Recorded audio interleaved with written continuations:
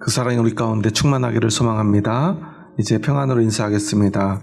주님의 평안 여러분과 함께. 옆 사람과도 인사합니다. 부드럽고 따뜻한 사람이 됩시다. 겸손한 사람이 됩시다.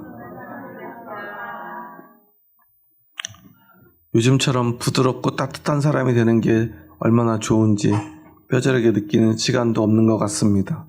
갑자기 날씨가 추워지니까 그 따뜻한 사람들의 온기가 정말 더 소중하지 않습니까? 우리가 주님 안에서 한 곳에 모였습니다. 여러분, 이곳이 그 주님의 온기로, 그리고 사람의 온기로 따뜻하기를 원하시죠? 우리가 그렇게 따뜻하기를 원하는 만큼 다른 사람들도 나의 따뜻함을 원합니다. 내가 원하는 그것을 모든 사람들이 원한다는 거예요. 그런데 사람들은 그것을 자꾸만 잊고 사는 것 같아요. 우리는 사람들에게 인정받기를 원하고요. 다른 사람들이 나를 위로하기를 원합니다. 나를 따뜻하게 대해주기를 바라요. 그런데 정작 나는 다른 사람들에게 따뜻하게 대하고 있는지, 그들을 인정해주고 위로해주고 있는지 우리의 모습을 돌아보았으면 좋겠습니다. 오늘 바울은 고린도 교회를 향해서 이렇게 말합니다. 형제들아, 내가 우리 주 예수 그리스도의 이름으로 너희를 권하노니 모두가 같은 말을 하고 너희 가운데 분쟁이 없이 같은 마음과 같은 뜻으로 온전히 합하라.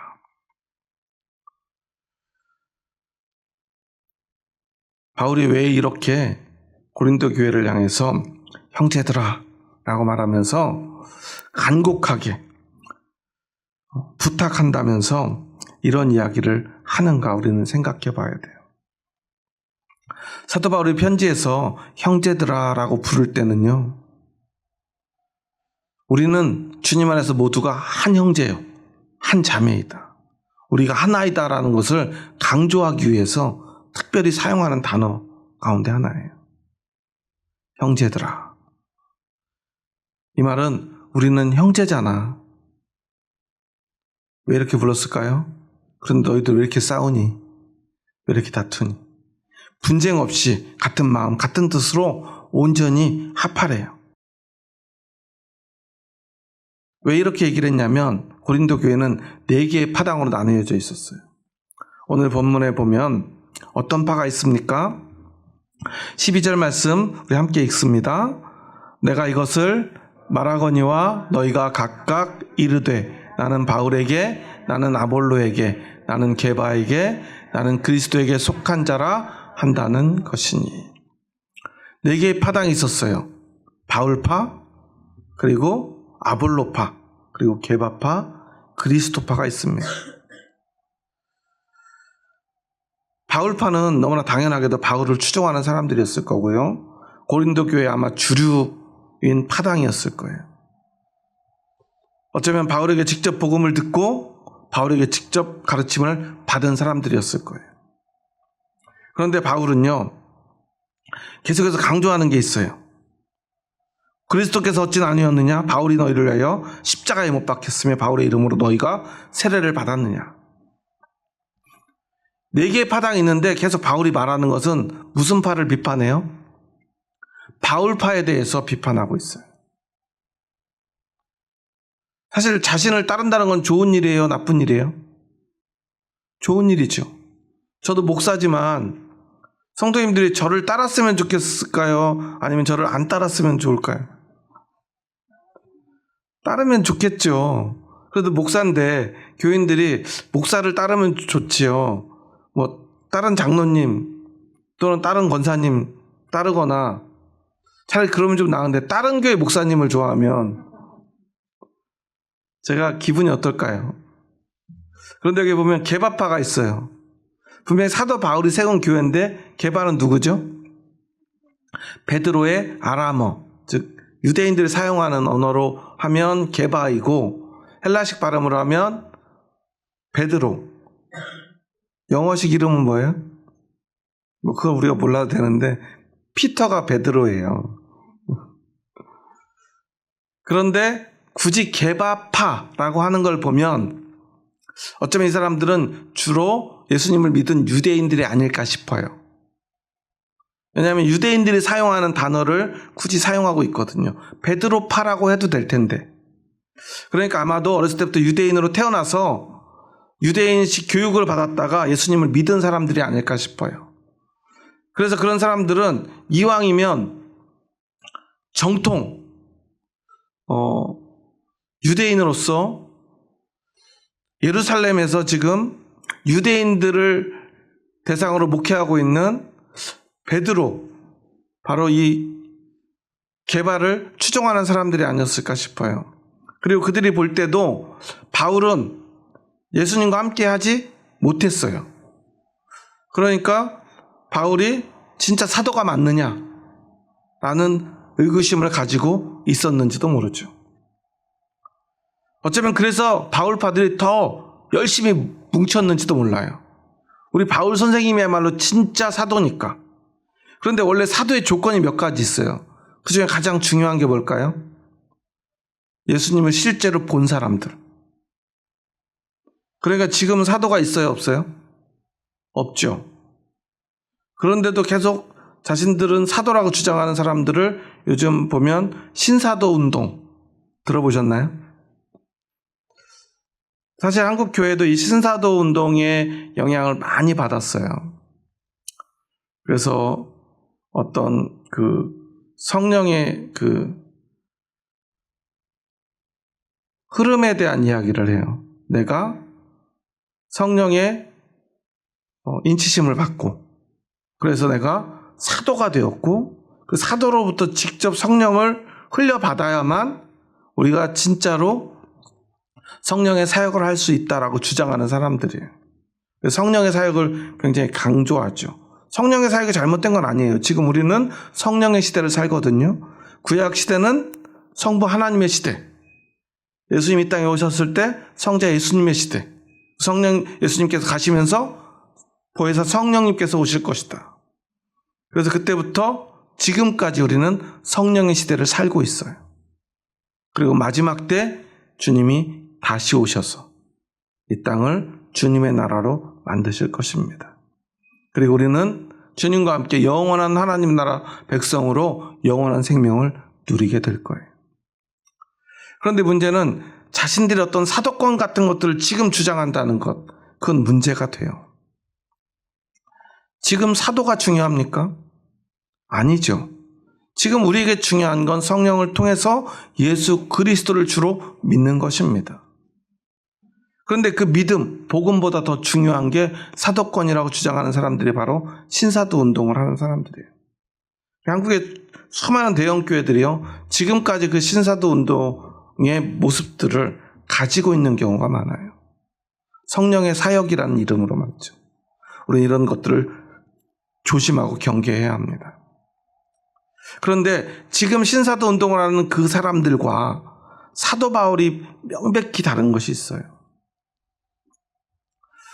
사도 바울은 그 신사도 운동하는 사람들처럼 자신의 사도권을 주장하고 자신을 통해서만 성령의 세례를 받을 수 있고 성령의 세례를 내림을 받아야만 진짜로 사도권이 이어진다라고 주장하지 않았다는 거예요. 뭔가를 내려받는다는 것 많이 익숙하지 않습니까? 뭐하고 비슷하죠? 무당. 무당들은 뭘 해요? 내림굿 들어보셨나요? 내림굿을 받아야 돼요. 내림을 받아요. 신내림을 받아야 돼요. 원래 신의 능력을 가지고 있던 엄마 무당이 딸에게 그 신을 물려주는 거예요. 내림을 해주는 거예요. 그럼 내림을 받아야만 능력이 생기는 거예요. 그런 것들은 온갖 이방신들 속에서 너무나 흔한 일들인데요. 기독교를 마치 그렇게 바꿔가고 있는 사람들이 있어요. 그런데 우리는 이런 것들을 주의해야 합니다. 어떤 특별한 사도, 어떤 특별한 목사, 특별한 사람을 통해서 우리는 성령을 받는 게 아니에요. 오직 우리는 예수 그리스도의 십자가를 믿는 믿음으로 성령의 내림을 받는 사람들, 성령의 충만함을 입는 사람들입니다. 사람을 통해서가 아닙니다. 바울은 자신의 사도권을 주장했어요. 왜냐하면 그가 다메섹에서 예수님을 만났기 때문이에요. 그런데 예수님과 함께 했던 제자들과는 다르죠. 그래서 끊임없이 초대교회 때는요, 사도 바울의 이 사도권에 대한 의문이 제기됐어요. 그래서 이 바울파들은요, 자신의 스승인 사도 바울을 옹호하기 위해서 더 결속했던 것 같아요. 그래서 더 세력이 강해졌어요. 이것이 잘못된 걸까요? 그것이 잘못된 건 아니에요. 그리고 두 번째, 아볼로파는 어떻습니까? 아볼로는 혹시 누군지 기억나시나요? 알렉산드리아 출신의 유대인이에요. 구약 성경에 아주 해박한 지식을 가진 랍비였습니다. 그런데 그가 문제는 그리스도에 대해서 잘 몰라요. 세례에 대해서도 몰라요. 그가 알고 있는 것은 요한의 세례뿐이라고 성경은 기록하고 있어요. 그런데 그가 바울에 이어서 두 번째로 고린도 교회 목회자로 부임하게 돼요. 그런데 그는 예수님에 대해서 잘 몰랐다가 누구에게 예수님에 대해서 배우죠? 브리스길라와 아굴라에게 성경 아니 어쩜 복음을 이렇게 가르침을 받아요. 그리고 은혜를 받고요, 회심하게 됩니다. 그런데 그에게는 이미 성경의 지식이 있어요. 그리고 무엇보다 이 아볼로라고 하는 사람의 가장 중요한 특징이 뭐냐면 아주 말을 잘했던 것 같아요. 웅변과 수사하게 능한 사람이었어요. 그러니까 와가지고 고린도 교회에서 목회를 하면서 목회를 잘했던 것 같아요. 많은 사람들이 그의 그 웅변의 실력, 그러니까 설교를 굉장히 잘하는 목사였던 거예요. 그것에 매료되어서 아볼로를 추종하게 됩니다. 이제 지금 우리를 이끌어가는 사람은 바울이 아니라 아볼로지 않냐. 그러니까 우리는 아볼로를 따라야 돼. 특히나 고린도 지역에 있는 사람들은요, 이 웅변과 수사학에 대해서, 철학에 대해서 굉장히 조예가 깊은 사람들이 많고요, 그런 것들을 흔하게 접했던 사람들이에요. 그러다 보니까 그 사람들은 말 잘하는 걸 중요하게 여겼어요. 그런데 바울은 어땠죠? 말하는 것이 어눌했다고 그러죠. 그러니까 말도 잘 못하고 뭔가 어눌하고 외모를 보기에도 별 볼품없는 바울보다 아볼로가 훨씬 낫지 않느냐 라는 사람들이 많았다는 거죠. 그러니까 바울파와 아볼로파가 막 싸웁니다. 우리 목사님이 최고야. 아니야. 옛날 목사님은 지나갔어. 지금 목사님이 최고야. 요즘으로 말하면 그런 거죠. 원로 목사님은 이제 늙으셨잖아. 그리고 은퇴하셨잖아. 그러니까 지금 목사님 섬겨야지. 아니야. 원래 우리 교회는 그렇게 세워졌잖아. 지난주에 제가 얘기했던 박영선 목사님 교회 문제도 사실 그런 거잖아요. 어떤 분들은 원로 목사님을 따르고요. 처음에 이 교회를 개척하신 분이니까. 그런데 아니, 지금 그분 은퇴하셨고 새로 목사님이 왔으면 새로운 목사님을 따르고 우리가 교회를 세워가야지. 그것도 틀린 말이 아니에요. 앞에서 이야기한 개바파, 베드로를 추종하는 사람들. 우리의 원조는 지금 이 고린도 교회가 아니라 예루살렘 교회니까 예루살렘 교회를 이끌어가는 베드로야말로 진짜 지도자가 아니겠느냐. 실제로 이 베드로파 중에는 베드로를 본 적도 없는 사람들도 많았다고 해요. 그런데도 그들은 베드로를 추종합니다. 그리고 가장 문제가 되는 그리스도파. 그리스도파는 어때요? 이름만 들어도 잘못된 게 있어요, 없어요? 없지. 우리 그리스도만 따라야 된다. 야, 사람이 무슨 소용이 있어? 바울, 아볼로, 베드로가 뭐가 중요해? 예수님만 따라야지. 그런데 사도 바울은 그것을 그리스도파라고 이게 지칭하고 있잖아요. 나는 그리스도에게 속한 자라. 이 말은 그리스도인을 말하는 게 아니에요. 그리스도파라고 하는 파당을 만들었다는 것을 이야기하는 거예요. 이게 왜 문제일까를 생각해 봐야죠. 오직 그리스도만 믿고 따르자. 잘못되었습니까? 맞죠? 틀린 게 하나도 없어요. 그런데 이것에 대해서 플루머라고 하는 사람이 이런 말을 해요. 자신들이 그리스도에게 속해 있다고 했지만 사실 그리스도에게 속한 것이 아니라 그리스도께서 그들에게 속한 꼴이 되어버렸다. 이게 무슨 말이냐면 사람들이 파당을 만들 때의 문제를 말하는 거예요. 조너선 하이트는요, 자신의 저서 바른 마음에서 이런 말을 해요. 인간의 마음은 진리를 찾는 탐정이 아니라 이미 정해진 편을 변호하는 변호사와 같다. 이게 무슨 말이냐면 이 책이 쓰여진 이유가 왜 우리는 서로 사이좋게 함께 잘 지내지 못하는가에 대한 말을 하려고 이 책을 썼는데요. 우리는 본능적으로 사람들과 온전히 하나 되기 힘들다는 거예요. 정치적인 이유로, 종교적인 이유로 사람들이 하나 되기가 되게 힘들대요. 같은 종교를 가진 사람들도 하나가 안 되고요. 종교가 다르면 어때요? 더 죽일 듯 싸우고요. 정치는 말할 것도 없죠. 요즘 1월, 2월에 계속해서 지난 내란 사건에 대한 재판이 이제 좀 마무리되어 가고 있죠. 구형이 되고 선고까지 돼서 총리였던 사람이 23년형을 선고받았죠. 그래서 지금 감옥에 가서 추위에 덜덜 떨다가 굉장히 힘들다고 하는데 그런 분들은 좀 힘들었으면 좋겠어요. 잘못한 것에 대한 응당한 벌을 좀 받았으면 좋겠어요. 아무리 힘이 있고 권력이 있어도. 그런데 문제는 그런 선고에 대해서도요, 사람들 마음이 다 나뉘죠. 마땅한 벌을 받는 것인데도 불구하고 그게 잘못되었다고 지금도 주장하는 사람들이 있어요. 그런 모습을 보면서 인간의 본성이 무엇인가를 이 조너선 하이트는 말을 합니다.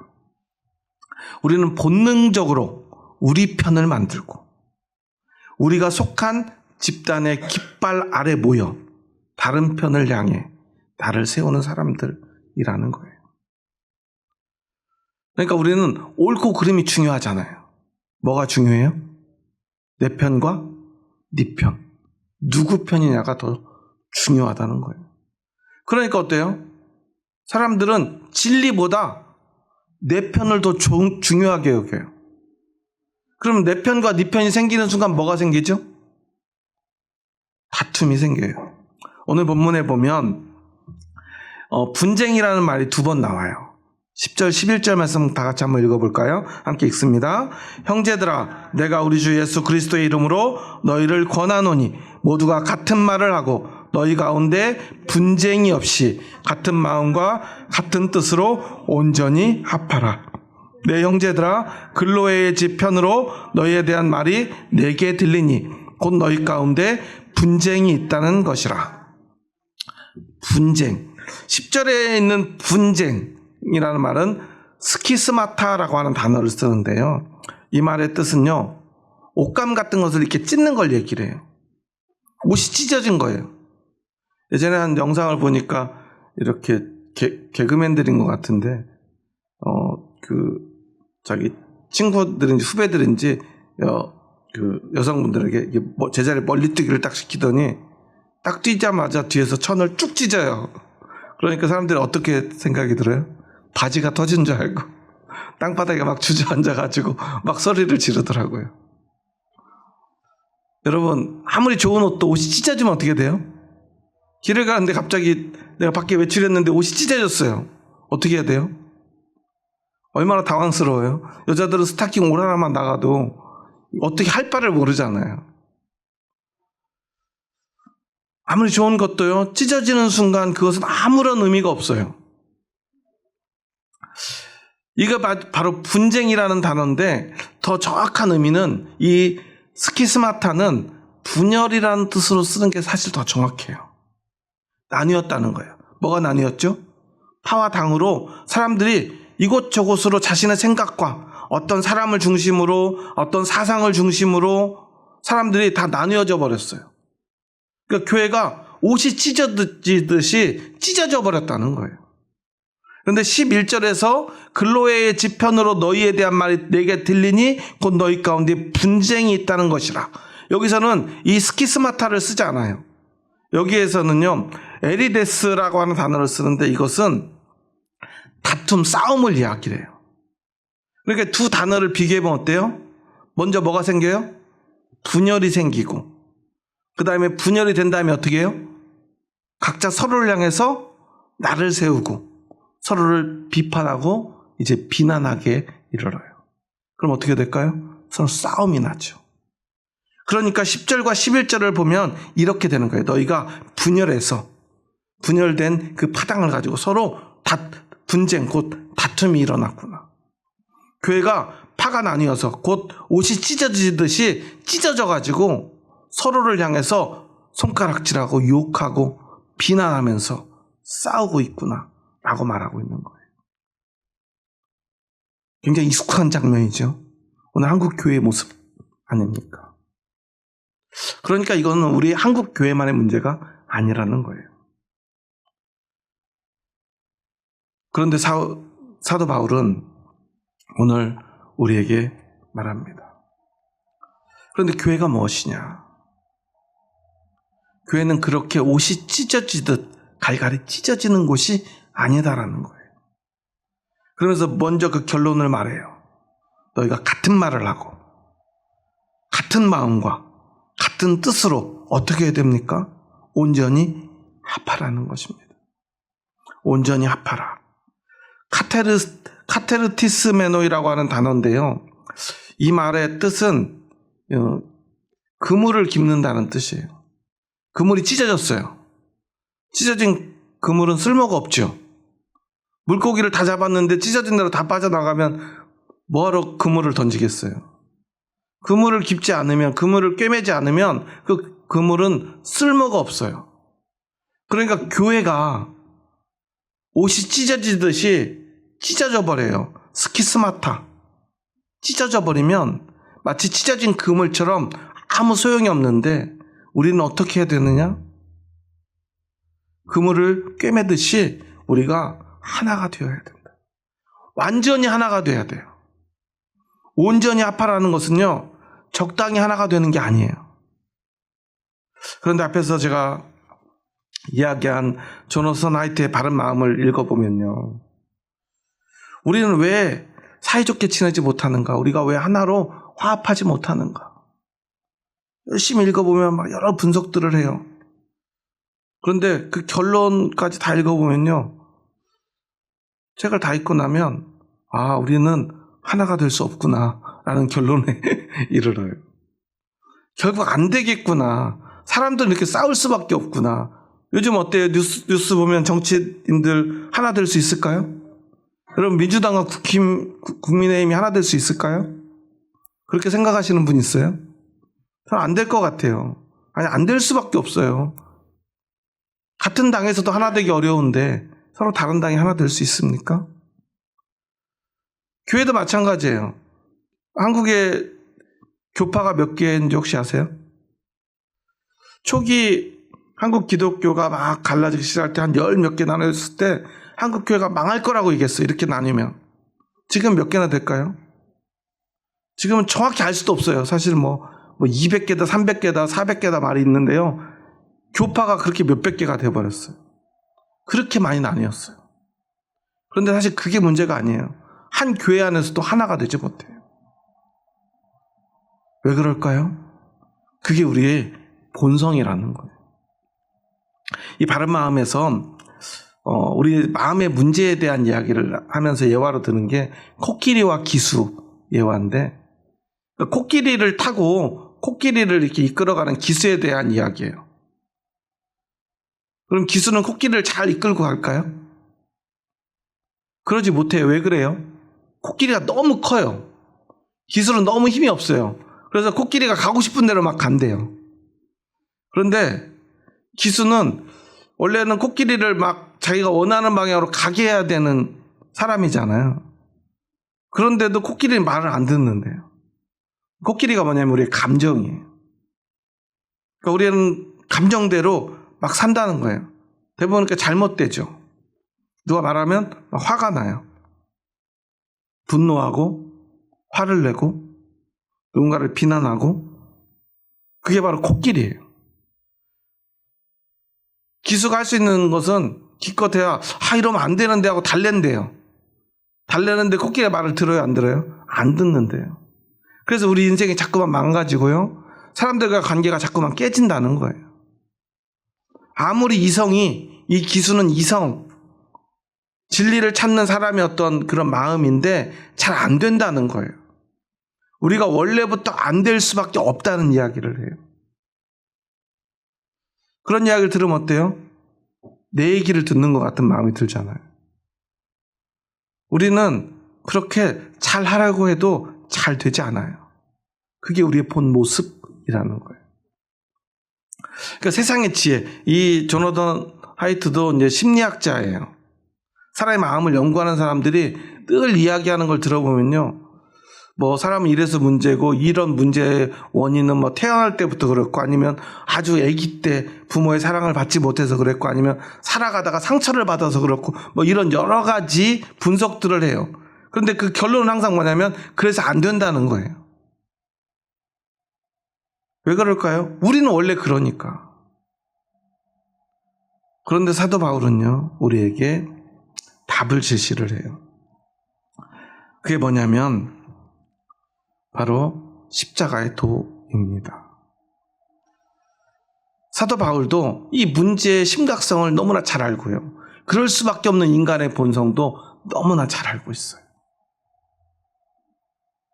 하지만 우리에게는 그리스도의 십자가가 있지 않느냐. 우리 한번 17절 말씀 함께 읽겠습니다. 그리스도께서 나를 보내심은 세례를 베풀게 하려 하심이 아니요 오직 복음을 전하게 하려 하심이로되 말의 지혜로 하지 아니함은 그리스도의 십자가가 헛되지 않게 하려 함이라. 뭐가 헛되지 않게 해요? 그리스도의 십자가가 헛되지 않게 하려 함이라. 말의 지혜로 하지 않는데요.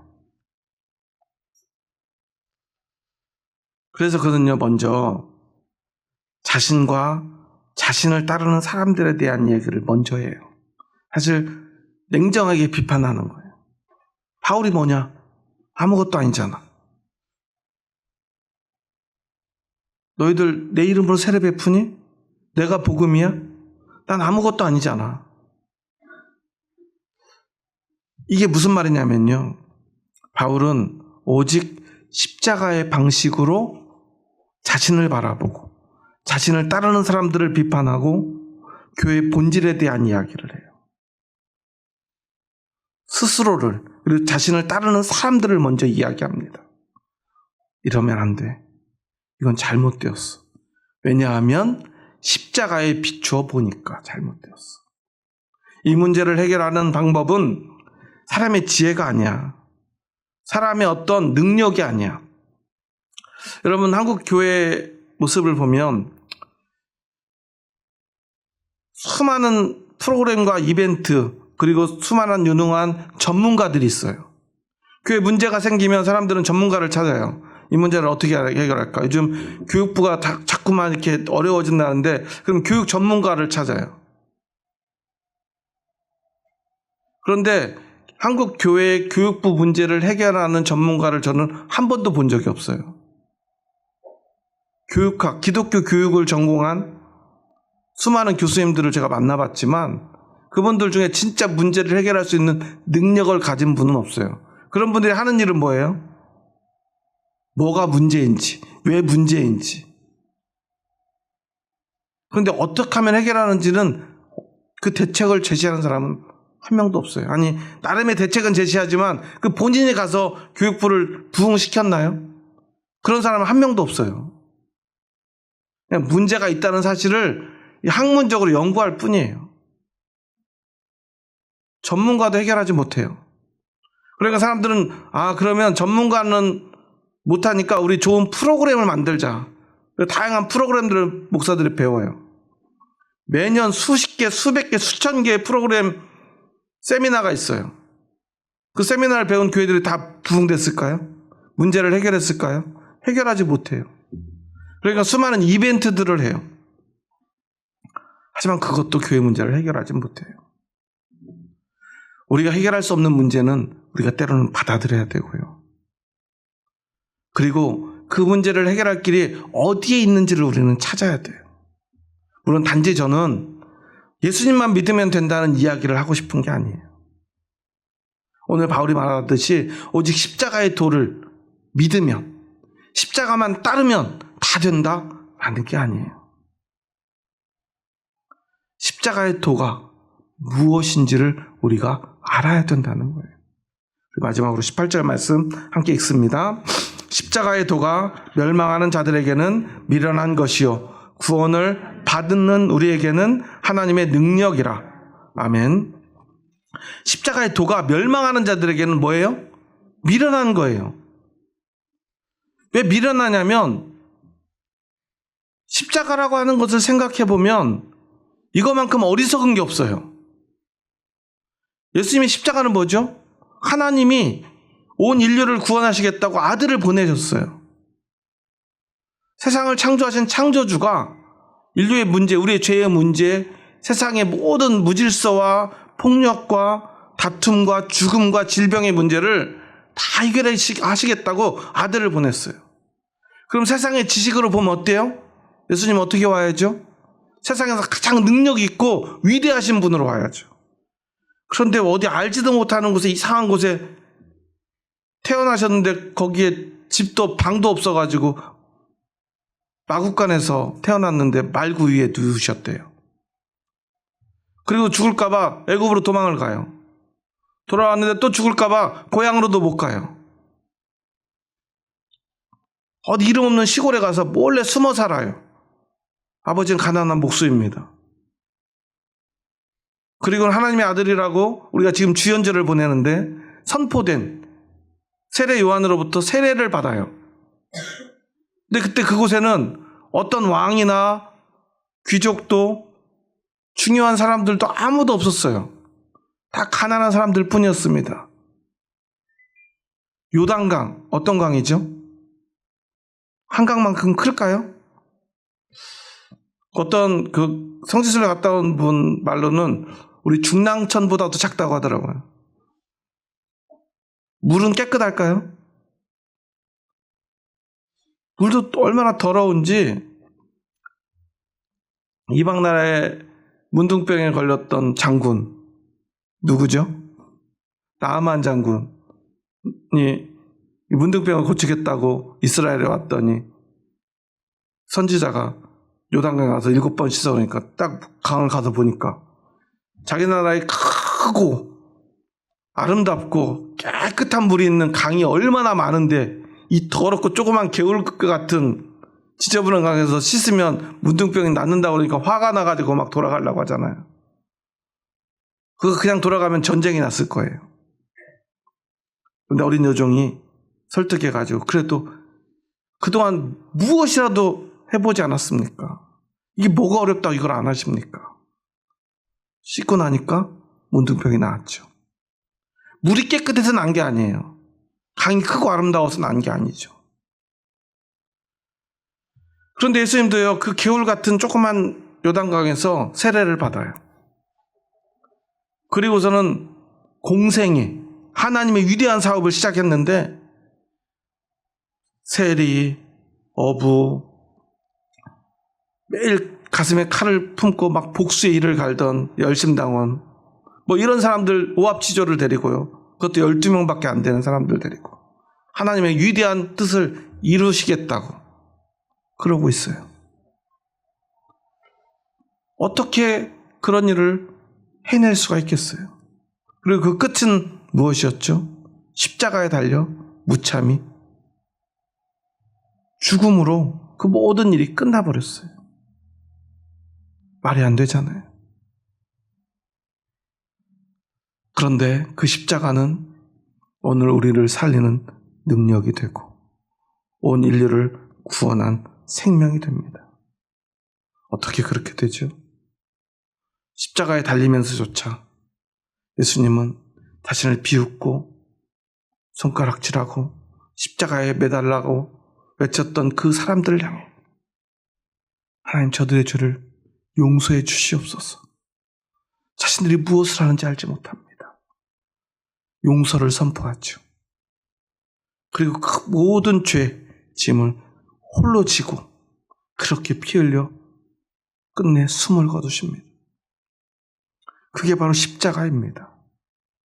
그리고 그렇게 할 때만이 우리가 하나 될 수 있다는 거예요. 무엇이 옳은지, 누가 위대한지, 그게 아니라 나의 부족함 스스로 인정하고 나의 잘못을 기억하며 스스로 십자가를 질 수 있을 때 우리는 하나가 될 수 있다는 거예요. 바울이 위대하냐? 아볼로가 위대하냐? 게바냐? 그게 중요한 게 아니라는 거예요. 그리스도를 믿는 믿음, 그리스도밖에 없다. 우리가 믿는 것이 진짜다. 내가 알고 있는 게 진리다. 라고 주장하는 주장이 중요한 게 아니라는 거예요. 오늘 한국 교회도 그런 주장들이 얼마나 많습니까? 내가 맞다, 네가 맞다. 여러분 생각해 보세요. 교회에 목사님파와 장로님파가 나뉘어서 싸워요. 그럼 싸우기 전에 그분들이 뭐 할까요? 뭐 하는지 아세요? 제가 이제 그런 다툼 있는 교회에 2번 사역을 해봤는데 막 싸우면서도 싸우기 전에 양쪽 파에서 똑같은 일을 해요. 뭐 하냐면 기도해요. 누구한테요? 똑같은 하나님한테 기도해요. 그럼 하나님께 뭐라고 기도할까요? 하나님, 우리 편이 되어 주시옵소서. 핵심은 그거예요. 예전에 제가 조기축구 할 때도 그러더라고요. 조기축구 하는데 이제 교회 다니는 분들이 많았어요. 양쪽 다. 물론 교회 안 다니는 술 마시고 담배 피는 분들도 많았지만 교회 다니시는 분들도 경기 중, 그리고 경기 골 넣고 나면 기도하시는 분도 있고 경기 전에도 기도하시는 분들도 있어요. 그래서 목사님들이 축구대회 하면은 원칙이 하나 있어요. 기도하기 없기, 이런 얘기를 하고 시작을 해요. 그런데 여러분, 하나님이 누구의 편일까? 우리의 관심은 그거예요. 그런데 우리의 신앙은 그래야 됩니까? 아니죠. 내가 하나님 편인가를 생각해야 돼요. 그게 바로 십자가의 길입니다. 예수님도 십자가를 지기 원치 않으셨어요. 십자가를 지고 싶지 않으셔서 밤새도록 땀방울이 핏방울이 되어 떨어질 때까지 간절히 기도했어요. 하나님이 원하시기만 하면 이 잔을 내게서 옮겨주시옵소서. 하지만 나의 원대로 마시고 아버지의 뜻대로 하시옵소서. 이게 바로 십자가입니다. 하나님 내 편 되어주세요. 하나님 우리 바울파죠? 하나님 우리 게바파죠? 하나님은 그리스도파인 우리들 편 아닙니까? 다 잘못되었다는 거예요. 내가 하나님의 편이 되어야 돼요. 내가 예수님의 편이 돼야지. 예수님을 내 편으로 끌어들이는 것, 그 모든 것이 다 인간의 욕심입니다. 교회에서 우리가 누군가를, 어떤 사람들을 비판하기 시작한다면 그때 우리는 생각해야 돼요. 아, 내가 잘못되고 있구나. 누군가가 미워지기 시작했다면 그때 우리는 십자가 앞에 서야 돼요. 아, 내가 잘못되었구나. 여러분 교회 딱 와가지고 사람들 이렇게 둘러보시면 어떤 마음이 드세요? 사랑스러우세요? 짜증나세요? 아, 저 인간만 없으면 내가 정말 좋을 텐데. 그런 사람들이 꼭 교회에 있잖아요. 요즘 우리 교회는 없는 것 같아요. 그래서 얼마나 행복한지 몰라요. 그런데 제가 그동안 다녔던 모든 대부분의 교회들은요, 그런 분들이 꼭 있었어요. 그래가지고 항상 교회는 보면 자기 자리가 있거든요. 그런데 자기 자리에 다른 사람이 앉으면 기분이 좋아요, 나빠요? 나쁜데 특히 내가 싫어하는 사람이 그 자리에 앉으면 더 짜증나요. 그래가지고 항상 앞에 앉던 분도 갑자기 저 뒤에 앉아요. 그걸 보면은 그분이 싫어하는 분이 그 자리에 앉아 계세요. 그러면 저쪽으로 가는 거예요. 그 옆에 앉지 못해요. 이게 바로 교회의 본질적인 문제라는 거. 교회 오면 우리가 어떤 마음이 들어야죠? 모두가 다 사랑스럽고 소중해야 돼요. 그 사람이 대단하고 좋은 사람이어서가 아닙니다. 내가 예수님의 사람이니까. 내가 하나님 편이니까. 그 사람도 하나님 편이고 그 사람도 예수님 사람이니까. 하나님 때문에, 예수님 때문에 그 사람의 손을 잡을 수 있는 것, 그 사람 안아줄 수 있는 것, 그게 바로 믿음입니다. 그리고 내가 얼마나 부족하고 악한 사람인데 예수님께 어떻게 사랑받고 용서받았는가를 우리가 기억할 때 우리는 다른 사람을 용납할 수 있는 거예요. 예수님은 나도 용서해 주셨는데 내가 그 사람을 용서해 줄 수 없다는 것, 그것은 믿음이 아닙니다.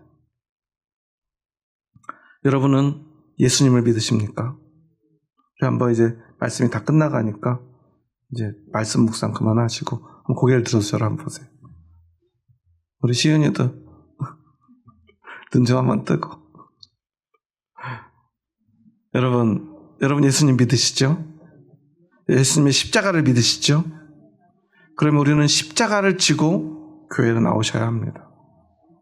수많은 전문가도 프로그램도 이벤트도 해결하지 못한 그 문제, 교회 분열의 문제, 교회를 찢는 문제를 예수 그리스도의 십자가로는 해결할 수 있어요. 우리 각자 한 사람 한 사람이 십자가를 질 수만 있다는 말이죠. 바울은 그것을 분명하게 보여줍니다. 먼저 자신의 십자가를 지고 고백합니다. 형제들아, 우리는 한 형제지 않니? 나를 따라주는 거 고마운데 나를 따르느라고 다른 사람 비판하고 비난하지 마. 이 모든 것은 다 잘못됐어. 바울파라는 건 없어. 심지어 그리스도파도 없어. 파가 되면 안 돼. 파당이 되었다는 것은 결국 우리만 옳고 다른 사람은 다 틀렸다는 말이잖아. 배타성을 가지는 것, 다른 사람을 미워하고 밀어내는 것,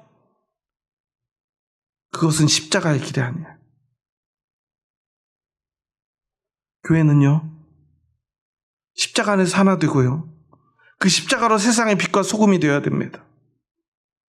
누구에게도 우리는 배타적이 되어서는 안 돼요. 왜냐하면 우리는 그 모든 사람에게 십자가를 전해야 되기 때문입니다. 그래서 제가 동성애 문제 앞에서도, 절에 가서 찬송가 부르는 사람들을 향해서도 그리스도의 십자가로 그들을 비판하는 이유는 오직 하나예요. 우리는 누군가를 비판하기 위해 모인 사람들이 아니기 때문입니다. 우리는 무엇을 하기 위해 이곳에 모였죠? 용서하기 위해. 왜? 우리는 십자가로 용서받았으니까. 성도를 용서 못하는 사람이 어떻게 그리스도의 복음을 가지고 세상에 나가 다른 종교를 가지고 있고 미신을 섬기는 사람들을 용서할 수 있겠습니까? 그들이 가진 어떤 성 정체성이나 그들이 가진 어떤 종교를 용서하지 못하면서 어떻게 우리가 십자가를 전할 수 있겠습니까? 그들을 용납할 수 있어야 합니다.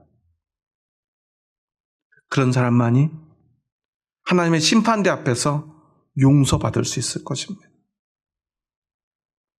예수님은 자신을 십자가에 못 박은 사람들도 용서하셨어요. 십자가에 달리지 않은 그들이 하나님의 심판을 면하는 것이 아니라 십자가에 달린 예수님이 그 예수님과 함께 십자가에 달린 그 부끄러움과 처절한 고통을 당하는 그리스도인들이 하나님 앞에 용서받는 거예요. 나의 정의로움과 나의 옳음과 나의 능력의 성취를 가지고 하나님 앞에서 용서받는 게 아니라는 사실이에요. 그런데 오늘 너무나 많은 그리스도인들이요, 자신의 의의를 자랑하려 합니다. 내가 몇 년을 이 교회를 섬겼는데, 내가 헌금을 얼마나 많이 했는데, 내가 하나님을 위해서 얼마나 많이 봉사했는데, 어떤 신학이 옳은데 라는 이야기요, 하나님의 심판대 앞에서 여러분 그 말 할 수 있을까요? 그럴 수 없습니다. 그저 하나님 앞에서 저는 죄인입니다. 저는 부족합니다. 하지만 그래서 저는 오직 십자가만을 의지했습니다. 여전히 부끄럽지만 십자가 붙들고 용기 내어 하나님 앞에 섭니다. 오직 그런 사람만이 하나님께 용서를 구할 수 있고 용서를 받을 수 있습니다. 오늘 내가 형제를 용서하지 않는다면 하나님도 나를 용서하지 않을 것입니다. 여러분은 어떤 길을 가기 원하십니까? 십자가의 길입니까? 아니면 세상의 지혜를 자랑하며 파당을 만들고 교회를 찢어 서로 싸우고 다투는 길입니까? 오늘 예수정은 교회, 이 찢어진 교회를 온전히 합하라 명령하는 오늘 사도 바울의 이 말씀 앞에 나의 모습을 돌아보고 오직 십자가의 길로 나아가는 저와 여러분 될 수 있기를 주님의 이름으로 축원합니다. 우리 마지막으로 이렇게 한번 인사하고 오늘 말씀을 마쳤으면 좋겠습니다. 옆 사람 보면서 한번 이렇게 인사해 볼까요? 교회를 찢는 사람이 되지 맙시다. 십자가는 하나 되게 하는 능력입니다. 오직 십자가로 하나 됩시다. 옆 사람 손잡고 이렇게 고백해 볼까요? 우리는 십자가로 하나 되었습니다. 주의 사랑으로 사랑합니다. 우리 집사님 뿐입니다. 정말이시죠? 교회 와서 사람들 보고 짜증나는 마음이 든다면, 미운 마음이 든다면 가장 먼저 하나님 앞에서 기도하시면서 십자가를 붙으시기 바랍니다. 언제까지요? 사랑하는 마음이 들 때까지, 긍휼한 마음이 들 때까지, 용서하는 마음이 들 때까지. 그때 하나님께서는 저와 여러분을 용서하실 것입니다. 그때 구원의 빛이 나의 영혼에 비로소 깃든 것입니다. 이것을 기억하는 저와 여러분 될 수 있기를 주의 이름으로 축원합니다. 기도하시겠습니다. 하나님 감사합니다. 저희 부족하고 연약한 자들 사랑하셔서 저희들을 주님의 십자가 그늘 아래 모이게 하여 주시니 감사합니다. 믿음은 나 혼자만의 믿음일 수 없음을 고백합니다. 왜냐하면 예수님은 우리를 십자가의 은혜로 그 능력으로 교회되게 하셨기 때문입니다. 우리는 오직 교회에서만 구원받을 수 있음을 고백합니다. 이곳에서 우리의 믿음이 증명될 때 우리가 하나님의 심판대 앞에서 용서받을 수 있음을 고백합니다. 예수 그리스도 십자가를 믿는 믿음은 그 믿음이 교회 안에서 서로를 향해서 증명되어야 됨을 고백합니다. 하지만 우리는 모여서 그렇게 바울파가 되고 아볼로파가 되고 케바파가 되고 심지어 그리스도파가 되기도 하였습니다. 하지만 이제 다시 한번 오직 십자가의 도 아래에 모입니다. 십자가만을 붙듭니다. 그리고 다른 사람의 들보가 다른 사람의 티끌이 아닌 나의 죄와 허물을 먼저 바라보게 하여 주시옵소서. 그렇게 십자가 앞에 서게 하시고 십자가 붙들고 회개하게 하시고 진심으로 회개하는 그 심령은 다른 사람을 용서하고 위로하고 존중할 수밖에 없음을 고백합니다. 이제 그렇게 오직 십자가로 하나 되는 우리 교회 되기를 소망하오니 주여 오직 우리가 십자가로 하나 되게 하여 주시옵소서. 찢어진 교회를 향하여 온전히 합하라 말씀하시는 주님의 음성에 귀 기울이는 저희들 되게 하여 주시옵소서. 예수님의 이름으로 기도합니다. 아멘.